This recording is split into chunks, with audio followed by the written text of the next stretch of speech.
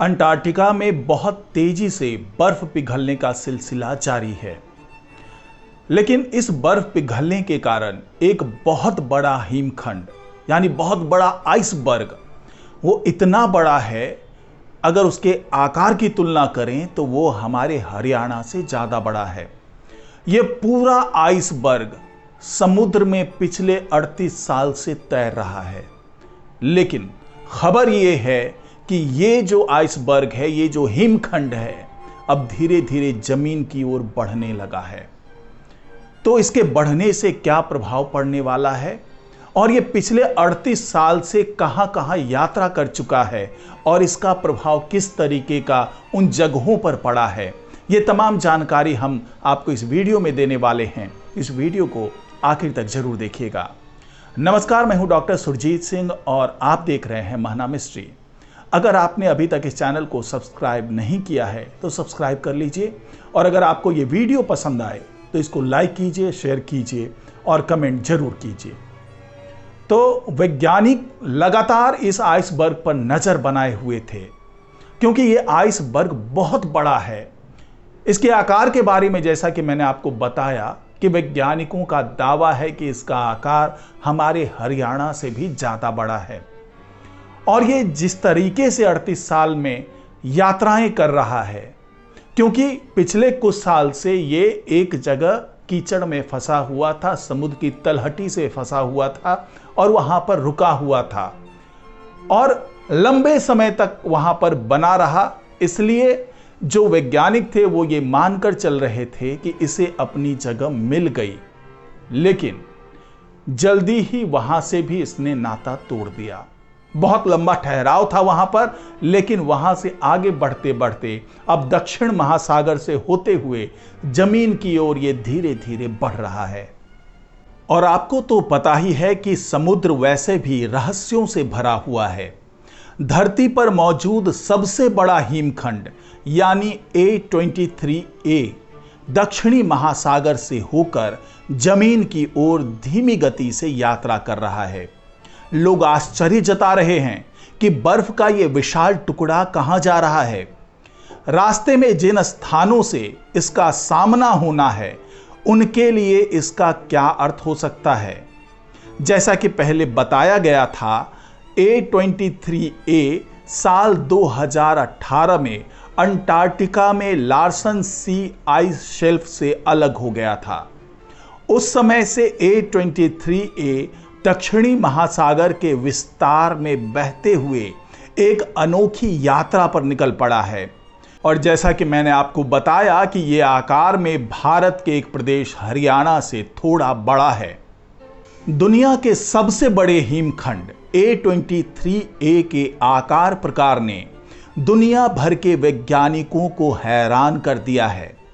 Satellite से मापने पर पता चला है कि इस हिमखंड की औसत मोटाई 280 मीटर यानी 920 फीट से कुछ अधिक है।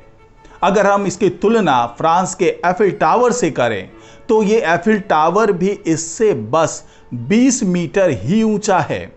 इसका आकार 3900 वर्ग किलोमीटर है और अगर हरियाणा के आकार की बात करें तो उससे ये थोड़ा ज्यादा ही है। वैज्ञानिकों ने बताया कि कई महीनों से ये अंटार्कटिका के ठीक उत्तर में घूम रहा है, जबकि वास्तव में इसे पृथ्वी की सबसे शक्तिशाली समुद्री धारा के साथ दौड़ना चाहिए। वैज्ञानिकों का कहना है कि जमे हुए ब्लॉक को पानी के एक विशाल घूमते सिलेंडर के ऊपर कैद किया गया है। यह एक ऐसी घटना है जिसे समुद्र विज्ञानी टेलर कॉलम कहते हैं और यह संभव है कि A23A लंबे समय तक बच ना सके। ध्रुवीय विशेषज्ञों का यह कहना है कि आमतौर पर आप हिमखंडों को क्षणिक चीजें मानते हैं, वे टुकड़े टुकड़े हो जाते हैं और पिघल जाते हैं, लेकिन ये नहीं हुआ।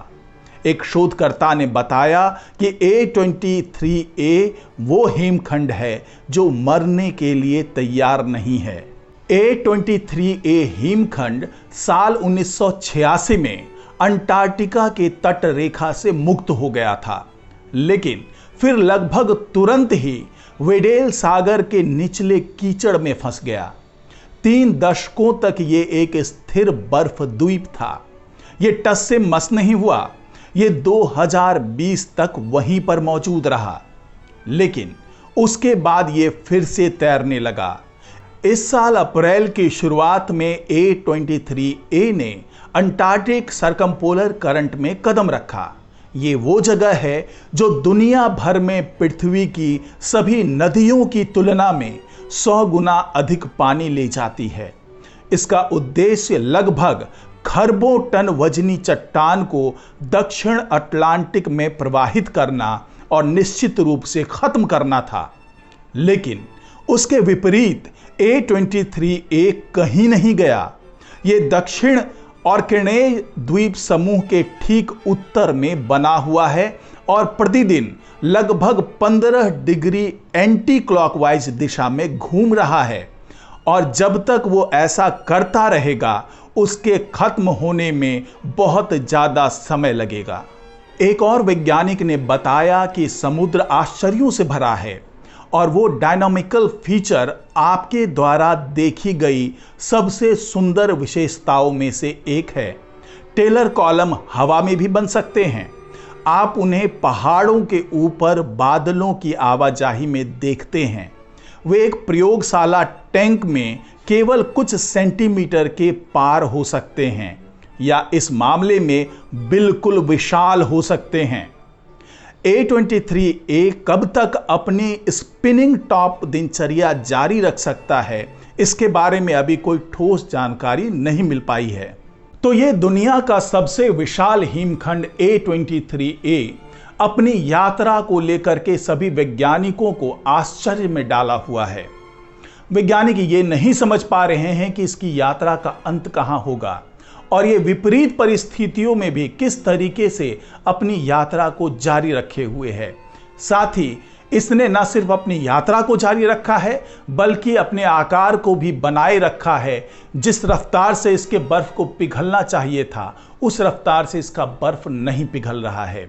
तो ये तमाम चीजें ऐसी है जो वैज्ञानिकों के लिए बहुत ही आश्चर्यजनक ये साबित हो रहा है। साथ ही वैज्ञानिक अब ये समझना चाहते हैं कि जब ये किसी जमीन के आसपास पहुंचेगा, जब ये किसी किनारे पर पहुंचेगा, तो क्या इसकी मौजूदगी के कारण वहां की पारिस्थितिकी में भी फर्क आएगा, वहां के वातावरण में फर्क आएगा, और क्या ऐसा भी हो सकता है कि ये जहां पर पहुंचेगा वहां पर वहां के तापमान के कारण इसके पिघलने की रफ्तार बहुत तेज हो जाए और इसका अस्तित्व खत्म हो जाए। और अगर इसका अस्तित्व किसी जगह पर खत्म होता है तो उसका भी बहुत ज़्यादा प्रभाव उसके आसपास के इलाके में पड़ने वाला है। तो वैज्ञानिक लगातार इस पर नज़र बनाए हुए हैं। तो आज की रिपोर्ट में फिलहाल इतना ही। नमस्कार।